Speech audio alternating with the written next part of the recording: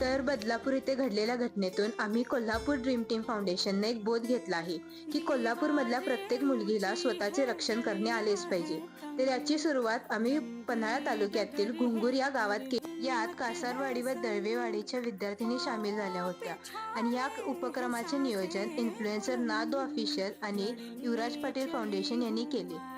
यामध्ये आम्ही मुलींना 15 सेल्फ डिफेन्सच्या टेक्निक शिकवल्या आणि चांगल्या व वाईट स्पर्शाचे ज्ञान दिले.